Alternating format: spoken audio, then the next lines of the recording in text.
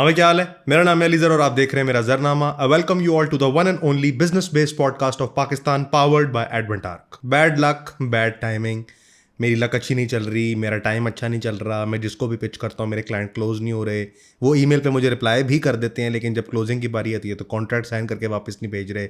Time अच्छा नहीं है, माहौल अच्छा नहीं है, शायद मैं सही जगह पे काम नहीं कर रहा, कुछ ना कुछ ख़राब चल रहा है, शायद मुझ पे जादू हुआ है, मैं तावीज़ करवा लूँ, मैं बेहतरी की तरफ आ जाऊँगा, मैं ये कर लूँ, मैं वो कर लूँ, मैं बेहतरी की तरफ आ जाऊँगा, एंड दिस एंड दैट। ये सारे मसले एक इंसान के साथ क्यों पेश आते हैं और इनका साइंटिफिक और बिजनेस बेस्ड हल क्या है, आज की वीडियो में ये सब कुछ डिस्कस करेंगे। तो शुरू करते हैं बगैर किसी डिले के। हाँ भाई, क्या हाल है? सब ठीक है? कैसा चल रहा है धंधा पानी? कैसी चल रही है बिजनेस की लाइफ? कैसी चल रही है जॉब की लाइफ? भाई अपना हाल अहवाल भी बता दिया करें इंस्टाग्राम और कमेंट में आके। सिर्फ ज़रूरी तो नहीं कि आपने बिजनेस रिलेटेड क्यूरीज ही करनी है। जो ओजीज देखने वाले हैं वो अपनी वैसे भी कोई बात कर सकते हैं, मैं एतराज़ नहीं करूँगा। और पर्सनल कंसल्टेशन के लिए इंस्टाग्राम पे कोई सेशन भी बुक नहीं करना पड़ता। सेशन बुक करना हो करियर वाला या बिजनेस वाला तो उसका डिस्क्रिप्शन में और फर्स्ट कमेंट में लिंक है, वो आप कर सकते हैं। लेकिन पर्सनल बात करने के लिए कोई पैसे नहीं लगते, कम्युनिटी भी मौजूद है, इंस्टाग्राम भी मौजूद है। आए बातचीत करें, बताएं क्या चल रहा है क्या नहीं चल रहा। तो जी, आज हम बात करने वाले हैं बैड लक और बैड टाइमिंग पे। मैक्सिमम लोग जो बिजनेस वर्ल्ड में जी रहे हैं वो 80-90% जो है ना, जब क्लोजिंग की बारी आती है क्लाइंट के हवाले से या अपने फाइनेंशियल गोल्स अचीव करने के हवाले से या किसी और हवाले से, प्रमोशन के हवाले से, वो कहते हैं कि यार हम ना एक बैड लक के पैच से गुजर रहे हैं या फिर हम एक बैड टाइमिंग से गुजर रहे हैं। हमारी टाइमिंग ठीक नहीं है, हमारे अंदर कोई ख़राबी है, हमारे अंदर कोई मसला चल रहा है, इस वजह से डिप्रेशन में भी चले जाते हैं क्योंकि वो मसले को डीकोड नहीं कर पाते। और जब मसले को डीकोड नहीं कर पाते क्योंकि मसले को समझते नहीं हैं, और जब ये सारा कुछ हो रहा होता है तो कहीं ना कहीं अपने आप को ब्लेम कर रहे होते हैं, अपनी बिजनेस प्रैक्टिस को ब्लेम कर रहे होते हैं, और करते करते एक बड़ा बकवास सा हल निकालते हैं। और वो बकवास हल क्या होता है कि यार मुझे फील्ड चेंज कर लेनी चाहिए। देखें, मैं हमेशा हर बंदे को यही कहता हूं कि अगर आप पाकिस्तान में बिजनेस नहीं कर सके तो आप बाहर दुनिया में भी बिजनेस नहीं कर सकेंगे। अगर आप यहाँ पे जॉब नहीं ढूंढ सके, आप बाहर भी नल्ले और बेरोजगार ही रहेंगे, क्योंकि दुनिया में बहरहाल चीज़ बेचने का तरीका तो सेम ही है, जॉब लेने का तरीका तो सेम ही है। तो सिमिलरली पैसे कमाने का तरीका तो सेम ही है। पाकिस्तान में ज़रा 2 नंबरी करनी पड़ती है, बाहर 1 नंबरी करनी पड़ती है, यही फ़र्क है। तो बैड लक और बैड टाइमिंग कुछ नहीं होती, बेसिकली आपकी प्रैक्टिस में क्या मसले मसाइल होते हैं, और उसकी वजह से डिप्रेशन में नहीं जाना, उसकी वजह से सुसाइड करने नहीं जाना, उसकी वजह से मरने नहीं चले जाना, उसकी वजह डिकोड करके फिर उसको रिजॉल्व करना है। तो आज एक साइंटिफिक और एक ऑथेंटिक मेथड निकालेंगे बैड लक और बैड टाइमिंग को डिकोड करने का। बैड लक और बैड टाइमिंग को पहले तो डिफाइन कर लेते हैं। अक्सर लोग तो इसको डिफाइन ही नहीं कर सकते। जब भी कोई अपनी मर्जी की चीज़ ना मिले वो यही समझते हैं कि हमारे साथ बैड लक बैड टाइमिंग हो रही है। बैड लक और बैड टाइमिंग की डेफिनेशन है uncontrolled and unpredictable circumstances that negatively affect your outcome. वो आउटकम प्रॉफिट में हो सकती है, वो आउटकम शादी में हो सकती है, वो आउटकम मल्टीपल अदर चीज़ों में हो सकती है, लेकिन अनकंट्रोलेबल, मैंने क्या बोला है, अनकंट्रोलेबल एंड अनप्रिडिक्टेबल सर्कमस्टांसेस, यानी कि जिनको आप प्रिडिक्ट नहीं कर सकते, जिनके बारे में आप अंदाज़ा नहीं लगा सकते कि ये होगा, या कोई चीज़ आपके कंट्रोल में नहीं है। ऐसे हालात जब आपको आपकी आउटकम अचीव ना करने दें तो इसको बैड लक के नाम से जाना जाता है।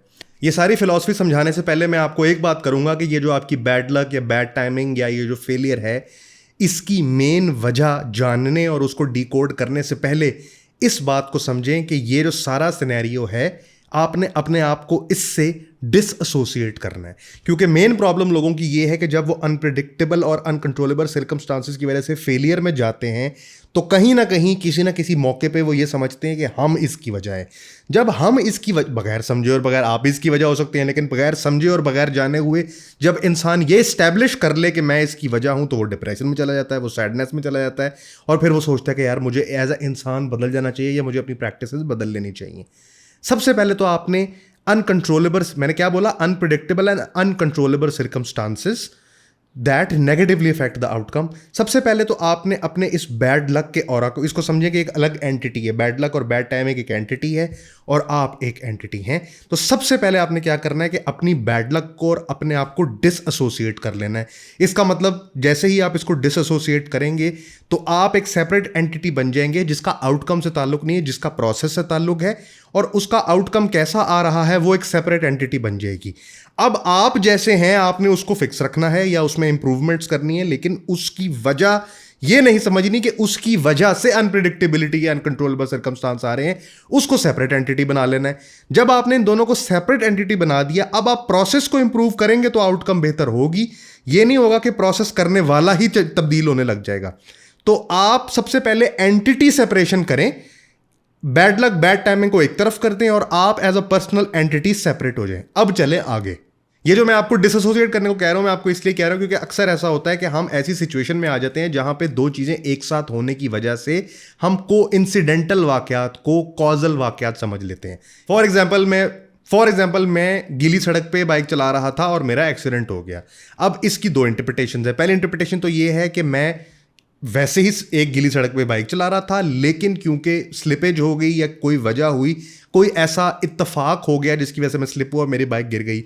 और दूसरा ये है कि क्योंकि सड़क गीली थी इसलिए मैं गिर गया। तो आप ये स्टैब्लिश कर लेंगे गीली सड़क पे बाइक चल ही नहीं सकती और जब जब गीली सड़क होगी मैं बाइक नहीं चलाऊंगा। तो ये इसको इंटरप्रेट करने का एक और तरीका हो गया। अब इन द बिजनेस वर्ल्ड अगर आप को इंसिडेंटल वाकयात को कॉजल वाकयात समझने लग जाएंगे तो आप बहुत बड़े फेल हो जाएंगे, क्योंकि फिर आप हर तरह की एक्सपेरिमेंटेशन से घबराएंगे, क्योंकि आपको रिप्रिकॉशंस और कॉन्सिक्वेंसेस का डर लगेगा।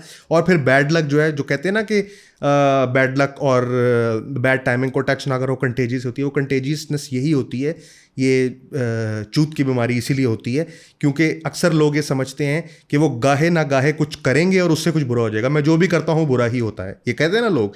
तो वो को इंसिडेंटल वाकयात को कॉजल वाकयात समझते हैं। तो जब आप एंटिटी सेपरेशन करेंगे तो आपको समझ आएगी कि को इंसिडेंस कहाँ पर है और कॉज कहाँ पे है, किस वजह से क्या हो रहा है। इफ देन एल्स की स्टेटमेंट है। जो पढ़े लिखे लोग हैं वो समझेंगे, जो नल्ले बेरोजगार छपरी हैं वो शायद इस बात को ना समझ सके। तो सबसे पहले आपने एंटिटी सेपरेशन करनी है। अब चले आगे। देखिए, फेलियर भी एक फिनोमेना है जिसको हम डिकोड कर सकते हैं, जैसे कामयाबी एक फिनोमेना है, डिकोड कर सकते हैं। खूबसूरती एक फिनोमेना है जिसको डिकोड कर सकते हैं, जैसे आजकल फ्लोरेंस पह ने लिप फिलअप कराने के बाद किया हुआ है। तो मुख्तलिफ फिनोमेनास को हम डिकोड कर सकते हैं। अगर हर चीज़ का कोई क्राइटेरिया होता है, कोई उसके डिटर्मिनेंट्स होते हैं, A+B+C+D=X होता है। तो फाइनेंशियल गेन एक फिनोमेना है। गाड़ी खूबसूरत है तो उसका एक फिनोमेना है कि उसके कैलिपर अंदर से रंगीन होने चाहिए, नीची हुई होनी चाहिए, लोअर्ड होनी चाहिए, पीछे जो है वो स्पॉइलर लगा होना चाहिए। तो ये कार लवर की गाड़ी एक फिनोमेना है ना। एक फिनोमेना आपके दिमाग में एक मसल मेमोरी फिट हुई है जिसकी बेसिस पे आप ये फैसला करते हैं कि अच्छा ये अच्छी चीज़ है, ये बुरी चीज़ है। एक बंदा जो है वो बहुत क्रेजी किस्म का डिज़ाइनर है, इस बात से करते हैं कि उसके पास एडोबी की सब्सक्रिप्शन है, M3 एप्पल प्रो मैक्स है। एट सरफेस लेवल की बात कर रहा हूँ। तो हर चीज़ को डिटरमिन करने का आपके पास एक फॉर्मूला है। उसी तरह फेलियर को डीकोड करने का भी फॉर्मूला है। तो किसी भी प्रॉब्लम को जब आपने सॉल्व करना हो, उसके दो पार्ट्स होते हैं। पहला होता है आइडेंटिफिकेशन ऑफ द प्रॉब्लम, सबसे पहले आइडेंटिफिकेशन, और उसके बाद होता है सॉल्विंग द प्रॉब्लम। तो मैक्सिमम लोग जो failure, bad luck, bad timing से गुजर रहे होते हैं, उनके साथ तकलीफ ये होती है, वो हार इसलिए मान जाते हैं और वो इस बात पे एग्री इसलिए हो जाते हैं कि यार मेरा कुछ नहीं हो सकता, मैनू बाहर भेज दो, मैं बाहर गटर साफ कर लूंगा, लेकिन मैंने मेहनत नहीं करनी। वो इसलिए कि वो फेलियर को डिकोड नहीं कर पा रहे होते। तो पहला पार्ट तो ये कि हमने एंटिटी सेपरेशन कर ली, उसके बाद हमने एक्नॉलेज किया कि हाँ वाकई फेलियर हो रहा है। और एक्नॉलेजमेंट और एंटिटी सेपरेशन के बाद हम किस स्टेप पे आएंगे, हम इसका एक पोस्टमार्टम करेंगे फेलियर का। फेलियर मतलब आपके आउटकम्स अचीव ना होना। और मेरे पास कंसल्टिंग में जितने भी लोग आते हैं मैं उनको भी यही बताता हूं और आपको भी यही बता रहा हूं कि हर फिनोमेना की तरह फेलियर को जब आप डिकम्पोज करेंगे, उसको ब्रेक डाउन इनटू एटम्स करेंगे, तो उसमें आपको दो तरह की चीज़ें मेनली नजर आएंगी। तो इस पोस्टमार्टम में वो जो दो चीजें आपको नजर आएंगी वो होंगे कंट्रोलेबल वेरिएबल्स और अनकंट्रोलेबल वेरिएबल्स। अनकंट्रोलेबल वेरिएबल्स मतलब external factors, and controllable variables मतलब इंटरनल फैक्टर्स। यानी कि जो चीजें आपके कंट्रोल में होंगी वो इंटरनल होंगी और जो चीज आउट ऑफ कंट्रोल होंगी वो एक्सटर्नल होंगी। एक्सटर्नल एग्जाम्पल इस तरह होगी कि अगर आपने ट्रकिंग का एक सॉफ्टवेयर बनाया और पूरी दुनिया में पैंडेमिक आ गया और ट्रक्स चल ही नहीं रहे, तो ट्रकिंग का सॉफ्टवेयर भी नहीं चलेगा। ये एक एक्सटर्नल फिनोमेना है जिसको आप कंट्रोल नहीं कर सकते। और इंटरनल फिनोमेना ये है कि अगर आपने ट्रकिंग के लिए एक सॉफ्टवेयर बनाया तो आपने ऐसा सॉफ्टवेयर बना दिया जो ऑलरेडी एग्जिस्ट करता था और आपसे सस्ते में कर रहा था और आपसे ज्यादा लोग उस पर ऑलरेडी थे, लोगों ने आप पे ट्रस्ट नहीं किया। तो ये एक इंटरनल फैक्टर हो गया जो कि कंट्रोलेबल फैक्टर है। तो जब आपने फेलियर को डिकोड करने के लिए जाना है, जैसे लोग सक्सेस को डिकोड करने के लिए जाते हैं, तो आपने उसको break down into controllable and uncontrollable factors में डिवाइड कर देना है। अब ये जो एक्सटर्नल अनकंट्रोलेबल वेरिएबल्स हैं इनको रहने दे फिक्स। देखें, अगर आप थोड़ी सी भी मैथमेटिक्स समझते हैं तो मैं आपसे टेक्निकल बात करूंगा। अगर आपने बूलियन अलजबरा पढ़ी है तो उसमें क्या होता है कि जब भी किसी इक्वेशन, जिस तरह y = x⁻² है, x² है, ठीक है, जब भी आप ऐसी इक्वेशन लेकर आते हैं जिसमें एक्सपोनेंशियल पावर्स होती हैं, तो आप दोनों वेरिएबल्स को नंगा नहीं छोड़ते, आप एक वेरिएबल की वैल्यू पुट करते हैं, दूसरा आपको उसका रिजल्ट दे देता है। ऐसा ही होता है ना, कभी ऐसा आपने कोई इक्वेशन को प्लॉट करते हुए देखा है टेबल के ऊपर जहां पे दोनों ही वेरिएबल्स नंगे हों? जब दोनों वेरिएबल्स नंगे होंगे तो वो तो इन्फिनिट ग्राफ बन जाएगा, इसलिए आपको एक की वैल्यू पुट करनी पड़ती है ताकि दूसरे की वैल्यू आए। तो ये इक्वेशन जब आप सॉल्व करने आए हैं जिसमें मल्टीपल लीनियर फंक्शंस हैं, f of x is equal to y है, जब आप इसको सॉल्व करने के लिए जाएंगे तो एक्सटर्नल फैक्टर्स को आपको वक्ती तौर पे फिक्स करना पड़ेगा। जब आप उसको वक्ती तौर पे फिक्स करेंगे, वो क्या हो गए, आपकी मार्केट की डिमांड हो गई, वो आपकी इकोनॉमिक्स हो गई, वो आपकी प्राइस रेंज हो गई, मल्टीपल ऐसे फैक्टर्स जो कि उस इक्वेशन में उससे ऊपर नहीं जा सकते, कंस्ट्रेंटेड वेरिएबल्स हैं, तो आप उनको एक रेंज दे देंगे कि n is equal to x, n is equal to 1 2 3 up to $100 से ज़्यादा ये चीज़ नहीं बिक सकती, मार्केट रिसर्च आपको बता देगी। अब आ जाएं आप कंट्रोलेबल वेरिएबल्स के पास। देखें, किसी भी फेलियर के पीछे जो इंटरनल फैक्टर्स होते हैं उनको समझने वाला इंसान बड़ा आदमी होता है। मैं ऐसे बेवकूफ़ों को जानता हूं जो इस बात को समझते हैं कि उनका टाइम ठीक नहीं है, जो इस बात को जानते हैं कि उनका टाइम ठीक नहीं है, लेकिन ये जानते हुए एक्नॉलेजमेंट ना करना और इम्प्रूवमेंट ना करना और इस बात को अंडरस्टैंड ना कर पाना कि हम इसको कंट्रोल भी कर सकते हैं, उनके लिए सबसे बड़ी तकलीफ की बात है। नतीजा ये है कि वो एक्सटर्नल फैक्टर्स के ऊपर काम करना शुरू कर देते हैं लेकिन इंटरनल फैक्टर्स के ऊपर काम करना शुरू नहीं करते। उसकी वजह ये है कि इंटरनल फैक्टर्स के ऊपर काम करने के लिए आपको मेहनत करनी पड़ती है। मेहनत करने का मतलब क्या है? वो मसला ये है कि वो जो इंटरनल फैक्टर्स हैं वो बहरहाल इस बात से ड्राइव हो रहे। जैसे फॉर एग्जांपल अगर मैंने एक सॉफ्टवेयर बनाया, थोड़ी सी मुश्किल बात हो रही है आपको समझने में, मैं इसलिए इसको ब्रेक डाउन कर देता हूँ। अगर आपने एक सॉफ्टवेयर बनाया और उस सॉफ्टवेयर की फंक्शनैलिटी भी ठीक थी, उस सॉफ्टवेयर की प्राइस रेंज भी ठीक थी, लेकिन उस सॉफ्टवेयर की सेल्स नहीं हो पा रही थी। अब आप एक्सटर्नल फैक्टर्स को तो कंट्रोल कर नहीं सकते, उसको वक्ती तौर पे फिक्स कर दें। आप एज्यूम कर लें कि उसकी डिमांड है मार्केट में, ये एज्यूम कर लें कि उसको गोरा खरीद भी लेगा, ये एज्यूम कर लें कि वो लीगल भी है, वो सारे कंप्लायंस करके प्ले स्टोर पर डाल दें, लेकिन वो बिक नहीं रहा। जब वो बिक नहीं रहा तो इसका मतलब ये है कि इंटरनल फैक्टर्स में कहीं ना कहीं पे मसला है। अब वो इंटरनल फैक्टर आपको एक एक करके डीकोड करना पड़ेगा और हर फैक्टर के लिए आपको मार्केट में जाके रिसर्च करनी पड़ेगी, क्योंकि आप वहां से डाटा लेके आएंगे, उस डाटा को इस इक्वेशन के अंदर पुट करेंगे और आपको आपका जवाब मिलेगा। लोग 30 साल के लिए गरीब ले लेते हैं, लेकिन अपनी प्रोडक्ट या अपनी सर्विस पे या अपने इंटरनल फैक्टर्स को कंट्रोल करने के लिए 3 महीने मेहनत नहीं करते। मेरे पास जितने लोग आते हैं मैं उनसे ये कहता हूं कि तुम्हारे लिए कोई कभी सेल्स फनल बना के नहीं देगा, वो तुम्हें बैठ के खुद ही बनानी पड़ेगी। और उसका पासवर्ड मुझसे पूछते हैं तो मैं उनको बड़ा सिंपल सी बात कहता हूं कि जाओ बिजनेस प्लान बनाओ और अपनी टारगेट मार्केट के सैंपल रिप्रेजेंटेशन, यानी अगर आपने 100 लोगों को चीज़ बेचनी है तो 30 लोग उसका सैंपल रिप्रेजेंटेशन होती है, 30 लोगों से कम्युनिटी में बात करके आओ। पहले ये देखो तो सही कि तुम्हारे मार्केट की जो मार्केट में तुम चीज़ दे रहे हो उसकी डिमांड है नहीं है। अगर डिमांड है तो वैलिडेट तो करके आओ कि वो लोग तुम्हारी ये चीज़ खरीदेंगे या उनको ये काम जीपीटी या जेमिनी मुफ्त में करके दे रहा है। तो वो मार्केट रिसर्च करने में 8 से 10 हफ्ते खर्च नहीं करेंगे, लेकिन 30 साल गरीब लेकर नौकरी कर लेंगे, वो कोई डेड एंड एससीओ का काम कर लेंगे, लेकिन इस पर रिसर्च नहीं करेंगे। तो वो जो इंटरनल वेरिएबल्स हैं उनमें क्या वैल्यूज पुट करनी है वो फाइंड आउट करने के लिए आपको ईच एंड एवरी बाकी चीज़ों को फिक्स रख के सिर्फ उसके ऊपर आपको 15 20 50 लोगों से बात करनी पड़ेगी, कम्युनिटी में, रेडिट में, गिटहब में, लिंक्डइन में, मुख्तलिफ जगहों पे जाके कि यार ये चीज़ मैंने बनाई है, तुम बताओ इसमें क्या मसला होगा। यार मेरे ख्याल से प्राइस ठीक नहीं है, दूसरा तीसरा चौथा, फिर प्राइस को फिक्स कर दें, रिजल्ट आ गया, प्राइस को फिक्स कर दें, फिर दूसरा कंट्रोलेबल वेरिएबल, यार मेरे ख्याल से ये जो है ना ये तुमने जेसन में कोड की है, अब मेरी इतनी कोडिंग नॉलेज नहीं है लेकिन ये .NET में होनी चाहिए थी, अच्छा ठीक है इसको इस तरह करते हैं। करते करते करते करते आपके इंटरनल वेरिएबल्स जो है ना वो फाइन ट्यून होने लग जाएंगे। देखिए पीटर थियल है एक आदमी, आप सर्च कर लीजिएगा वो कौन है। वो कहता है कि if you are not as less as embarrassed to send out your beta version होता है ना, testing version, then you're already too late. मतलब वो कहता है कि अपने बीटा वर्जन को गंदी हालत में मार्केट में रोल कर दो, उसमें से तुम्हें बातें सुनने को मिलेंगी, उन बातों को इंप्रूव करो। तो वो बेसिकली ये कह रहा होता है कि वो जो आपका फेलियर होने वाला है उसको प्रीएम्प्टिवली देखें। असल में तो उसका तरीका है इनिशियल रिसर्च करना, लेकिन मैं उन लोगों से बात कर रहा हूं जो अब इनिशियल रिसर्च करके नहीं गए हुए, बल्कि अब सिर्फ इधर बैठे हुए हैं और यहां पे मसले को डीकोड करने की कोशिश कर रहे हैं। दोबारा मार्केट में आपको एक दफा जाना पड़ेगा। इंटरनल वेरिएबल्स की वैल्यू ये हातिम की तरह ही है है कि आपने वो 7 जगहों पे जाना है और 7 हीरे कलेक्ट करके आने, एंड पे आपने दज्जाल को मारना है। तो आपको वो जो ड्रामा था स्टार प्लस पे, सो आपको वो जाना पड़ेगा, एक एक वेरिएबल की वैल्यू लेके आनी पड़ेगी, उसमें पुट करनी पड़ेगी, इक्वेशन रन करनी पड़ेगी, फिर उसको फिक्स कर देंगे, नेक्स्ट पे चलेंगे, नेक्स्ट पे चलेंगे, नेक्स्ट पे चलेंगे। जब ये सारा कुछ कर लेंगे तो अब आपने इंटरनल वेरिएबल्स का ख्याल कर लिया है। अब एक्सटर्नल वेरिएबल्स को आप मैन्यूवर करना शुरू करेंगे, जिस पे आपने पहले रिसर्च करनी थी। देखिए, अगर मार्केट डाउन है उस चीज की या डाइंग मार्केट है, डेफिनेटली वो चूज नहीं बिकेगी, वो वहीं से क्रॉस हो जाएगी। अगर फॉर एग्जांपल सस्ती चीज उससे ऑलरेडी पहले अवेलेबल है तो इंटरनल पे काम करने की जरूरत ही नहीं है, उसको भी आप क्रॉस कर देंगे। एक्सटर्नल वेरिएबल्स क्रॉस करने के बाद इंटरनल वेरिएबल्स को क्रॉस करेंगे। क्रॉस करने का मतलब ये, एक्सटर्नल वेरिएबल्स की वैल्यू तो आपने पहले ही फिक्स कर दी थी रिसर्च से। अब आपने इंटरनल वेरिएबल्स की वैल्यूज को फिक्स करना है और फिर आपने प्रोडक्ट बनानी है जो कि वैलिडेटेड, वेल मार्केट रिसर्च्ड और गैप ड्रिवन एनालिसिस में चले, तो प्रोडक्ट या सर्विस कभी फेल नहीं हो सकती। ये सारा कुछ मैप आउट करने के लिए पोस्टमार्टम ऑफ फेलियर में इंटरनल वेरिएबल्स को कंट्रोल करने के लिए जो एल्गोरिदम मैं आपको देने लगा हूं वो है plan, iterate, fail, repeat.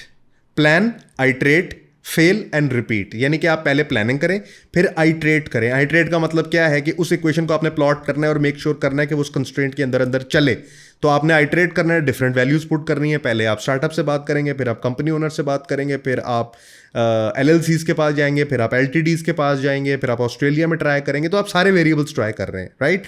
So you plan, you iterate, you fail, you fail. Consider your self, अगर आप एक सॉफ्टवेयर या SaaS बेस्ड काम कर रहे हैं या कोई भी काम कर रहे हैं सर्विसेज बेस्ड, तो आप समझ लें कि आपने 15 दफा फेल होना ही होना है। 15 अटेम्प्ट्स ऑफ सेलिंग समथिंग अगर आप फेल करने का अपना टारगेट बनाएंगे 8 से 10 हफ्ते के अंदर, only then you will be able to get the real values and repeat, iterate, fail, repeat. So मैंने क्या बताया? Plan, iterate, fail, repeat. Fail fast किसी और वीडियो में समझाऊंगा। तो ये करने से ये जो फेलियर का पोस्टमार्टम है ये आप समझ जाएंगे, और अब आपने 95% ऑफ द प्रॉब्लम को सॉल्व कर लिया है, because you have identified the problem and you have taken away what is in your control without caring about the outcome, and what is in your control is now what you are going to play out with the margin of being failing, repeating and iterating again and again. The final nail in the coffin of failure is that आप market में गए, आपने data for the autopsy से जो चीज़ें ली थी वो आपने, फॉर एग्जांपल आपका नाम शकूर है तो आपने शकूर 2.0 लॉन्च किया, 2.0 नहीं चला, 2.1, 2.2, 2.3, 3.0 सारे वर्जन्स लॉन्च किए। अब आप उस जगह पे पहुंच गए जहां पे अब आपका ब्रेक थ्रू आपको मिलना शुरू हो गया है, लेकिन आपको फिर भी लग रहा है कि ये उस स्पीड से नहीं जा रहा जिससे आपने एक्सपेक्ट किया था। तो वो जो मैंने आपको पहले बताया कि जब बैड टाइमिंग, बैड लक की बात होती है, लक फिल्म अगर आपने देखी हो तो सही टाइम पे सही जगह होना, सही टाइम पे सही बात करना और सही टाइम पे सही काम पकड़ने को लक कहते हैं। मूसा भाई ने कहा था तमाम को इमरान खान की मौजूदगी में। ये जो पूरा फिनोमेना है ना, वो फिर भी आप समझते हैं कि यार ये अपने 100% पोटेंशियल पे नहीं चल रहा, ये 100 क्यों नहीं है, मैं इससे बिलियनर क्यों नहीं बन रहा, मैं बिलियनर क्यों नहीं बन रहा, यही सोचते हैं ना। जब ये सोचते हैं तो अपने आप को ब्लेम करते हैं कि शायद मैंने सही काम नहीं किया। बिल्कुल ठीक बात है, आपने ठीक काम नहीं किया होता, लेकिन फिर इसका हल क्या है? इसका हल ये है कि you should never be too close to the project. हम जज्बाती लोग हैं और हमारा दिमाग जो है वो एक सेल्फ करेक्टिंग मैकेनिज्म में हर वक्त होता है, शॉर्टर पाथ्स ढूंढता है।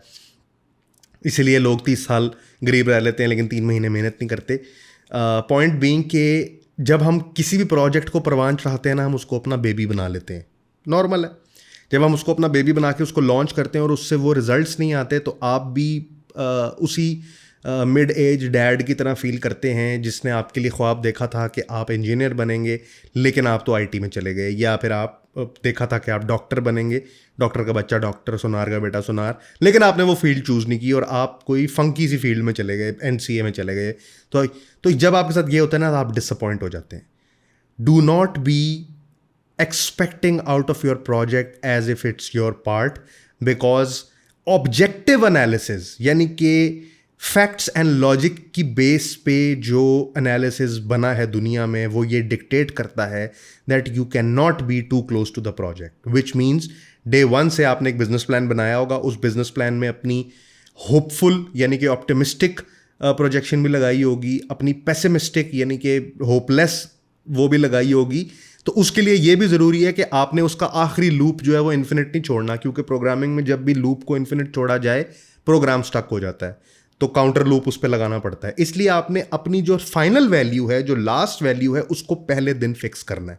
मैं हमेशा कहता हूँ for any business plan to work in real life it has to first make sense on the paper. So paper पे आपने अपनी जो हद है, जहाँ पे आपने उसको काटी लगानी है, जहाँ पे आपने उसको फेल फास्ट कह देना है कि अब ये फेल है, अब मैं कुछ और ट्राई करूँगा, वो पहले दिन डिसाइड करनी है। आप प्रॉफिटेबिलिटी का एक चार्ट बनाएं, 1 साल, 2 साल, 3 साल, 6 महीने, 3 महीने।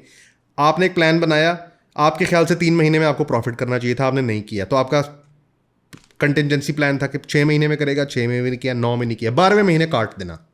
12वें महीने उससे और एक्सपेक्ट ना करना। Don't be too close to the project, because if you too close to the project आप उस इन्वेंटर्स डिलेमा में चले जाएंगे कि मैंने चीज़ बनाई और फिर वो नहीं चली, ये कैसे हो सकता है। और ये करने में आप अपना टाइम और पैसा दोनों चीज़ें ज़ाया करेंगे। इसलिए बैड लक सिर्फ ये नहीं होती कि आपने वो यार मेरा टाइमिंग ठीक, देखें ब्लैकबेरी ने ब्लैकबेरी मैसेंजर इतना को तगड़ा बना दिया, इतना को तगड़ा बना दिया कि उसको CIA भी क्रैक नहीं कर पा रही, तो उन्होंने कहा बंद करो ब्लैकबेरी को, समझ रहे हैं। तो बिफोर टाइम भी कुछ चीज़ें होती हैं जिसमें आप बैड टाइमिंग या बैड लक कह सकते हैं। और आज इंक्रिप्शन के पीछे पूरी दुनिया भाग रही है। उस वक्त उन्होंने इंक्रिप्शन ऐसी दी थी कि कोई उसको पढ़ ही नहीं पा रहा था, जासूसी ही नहीं हो पा रही थी, this and that. So point being कि होता है कभी कभी कि आपका टाइम एक्चुअली ठीक नहीं होता, यू आर वे बिफोर और you are too late to do stuff. उसके लिए आपके अंदर 2 फीचर्स होने चाहिए, और वो होने चाहिए एजिलिटी एंड फ्लेक्सिबिलिटी। एजिलिटी का मतलब है कि अगर आपको कोई पासवर्ड मिल गया है अपनी उस रिसर्च से, तो उसको अप्लाई करने में देर ना करना। और अगर फॉर एग्जांपल आपको पता चल गया है कि यू आर टू लेट, तो अपने आप को बेंड करके किसी और तरफ मूव करने के लिए जो फ्लेक्सिबिलिटी चाहिए उसमें भी डिले मत करना। तो आपको एजिलिटी और फ्लेक्सिबिलिटी चाहिए। देखें, एजिलिटी और फ्लेक्सिबिलिटी एक ऐसी चीज़ है जो एक हर इंसान को चाहिए, दूसरे इंसान से जो उसके साथ सोता है। बट आपको बिजनेस में एजिलिटी और फ्लेक्सिबिलिटी दोनों चाहिए। एजिलिटी क्या है? पासवर्ड पता लग गया तो वो एग्जीक्यूट करने में देर मत करना। और फ्लेक्सिबिलिटी है, अगर बहुत लेट हो गए हो तो अपने आप को पिवट बैक करके दोबारा से मार्केट में आने में भी देर ना करना। यानी कि बहुत जल्दी और बहुत लेट से बचने के लिए आपको चाहिए एजिलिटी और फ्लेक्सिबिलिटी। तो मैंने आपको बताया कि ये बैड लक और बैड टाइमिंग की पूरी गेम है। इसका तंबू 2 बंबुओं पे खड़ा है, और वो है अनकंट्रोलेबल एंड अनप्रिडिक्टेबल सर्कमस्टांसेस, जो कि आउटकम्स को डिले करें या उसको रोकें। सबसे पहले तो एंटिटी सेपरेशन करें, उसके बाद प्रॉब्लम को एक्नॉलेज करें into 2 parts, external variables and internal variables. External variables को चेकआउट करने के बाद इंटरनल वेरिएबल्स के बारे में जाके डाटा लेके आएँ, उसको पुट करें, वर्जन 2.0 बनाएं, 3.0 बनाएं, 4.0 बनाएं।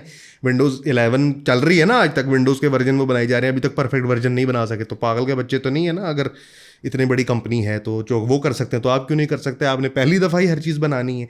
उसके लिए मैंने आपको एल्गोरिदम दिया, प्लान, आइट्रेट, फेल, रिपीट। और फाइनली मैंने आपको बताया आपको एजिलिटी और फ्लेक्सिबिलिटी चाहिए in order to get you out of what you are stuck in. तो ये थी जी आज की वीडियो, जिसमें मैं आपको बता रहा था कि बैड लक और बैड टाइमिंग के पीछे क्या साइंस और क्या सूडो साइंस होती है और आपने कैसे इसको ब्रेक डाउन करना है। अगर आपको मुझसे बिजनेस कंसल्टेशन चाहिए या करियर कंसल्टेशन चाहिए तो नीचे डिस्क्रिप्शन मेरे फर्स्ट कमेंट में उसका लिंक है, टीम से बुक कर लीजिएगा। और डिस्काउंट मत मांगिएगा, अवेलेबल नहीं है। मैं हो सकता है कि मुल्क से लेफ़्ट राइट हो जाऊं, लेकिन सेशन जारी रहेंगे, इसलिए if you want to book them before time, फिर ऑन द गो मैनेज नहीं हो पाएगा। ये थी जो आज की वीडियो। आपको वीडियोस कैसी लग रही हैं फीडबैक देकर ज़रूर बताएं। नीचे इंस्टाग्राम, लिंक्डइन, व्हाट्सएप कम्युनिटी है, अगर आप फीडबैक देना चाहते हैं इनमें से किसी भी प्लेटफॉर्म पर आकर अपना फीडबैक दे सकते हैं। कंसल्टेशन का लिंक भी नीचे दिया हुआ है। ये थी आज की वीडियो। आई होप कि वीडियोज़ आपको वैल्यूएबल लग रही हो। मिलते हैं अगली वीडियो में। This your boy AZ, over and out. Cut.